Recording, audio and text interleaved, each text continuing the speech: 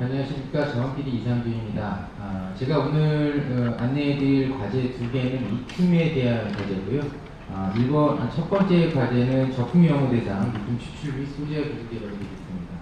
해당 사항은 아시는 바와 같이 국내에는 리튬 영어가 없기 때문에 해외 대상으로 영어를 갖다 개발할 수 있는 기술을 갖다 확보하는 게 주된 내용이라고 볼 수 있겠습니다. 따라서 국외 미활용 적품 영어로부터 고선택성 DLE 기법을 활용해서 고선택, 즉 80% 이상 선택돼서 리튬을 갖다가 DLE로 추출하고 회수율 자체 90% 이상이 되게끔 리튬 추출을 활성화하는 것이 주된 내용이라고 보겠습니다.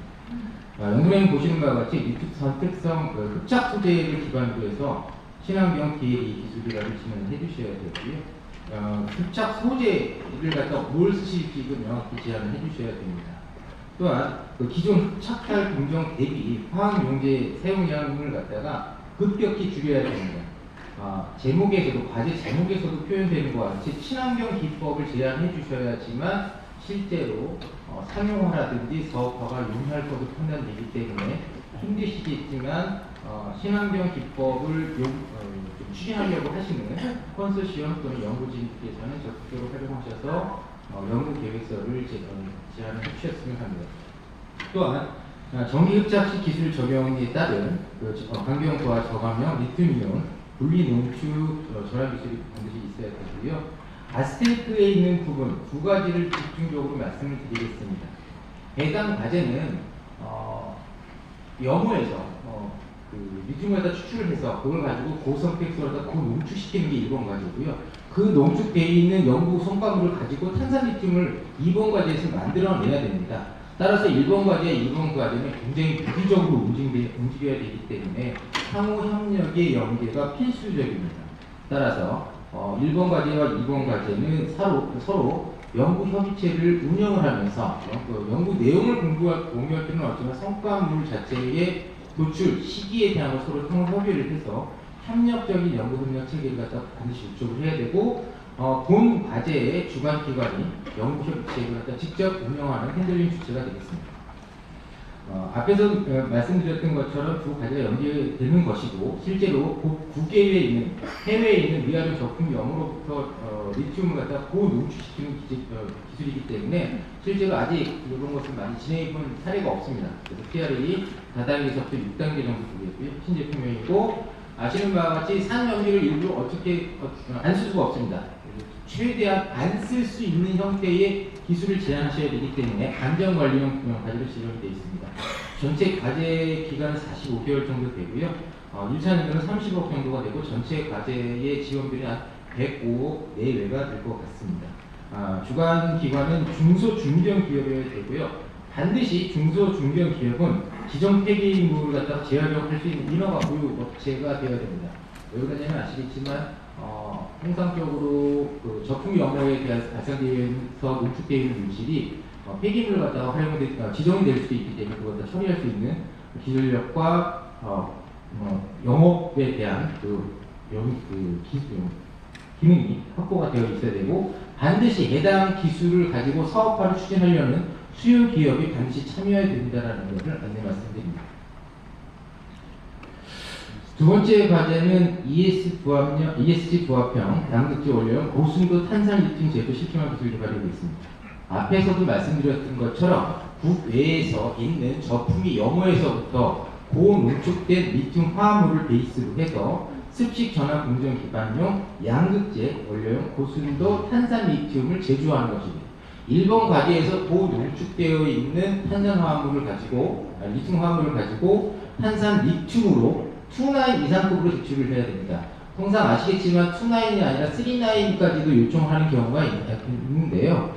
지금 기업의 의견을 들어봤을 때 2,9까지만 해주면 자기네가 용도에 맞게끔 조정해서 쓸 수 있겠다라고 몇몇 수요 기업들의 요청이 있었기 때문에 기준을 2,9 99.5%로 설정을 했습니다.